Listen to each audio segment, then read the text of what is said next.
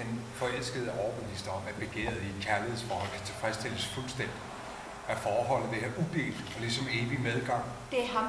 Det er den mand, jeg vil følge til verden går om. Lad os kalde det et paradisbillede. Eller vel? Jeg er nødt til. Dette kan naturligvis ikke være ved. Og efter et stykke tid må kroppen på afvælge. Kroppen begynder således at producere et stof, der kan minde lidt om valium. Det vil sige nervemedicin. Jeg skrev et digt til ham. Således aftager forelskelsen. Og lidenskab afløses nu af følelser som tryghed og afhængighed. Det interesserer mig ikke at vide, hvordan du tjener til livets ophold. Jeg ønsker at vide, om du våger at drømme om at opfylde dit hjertes længsel.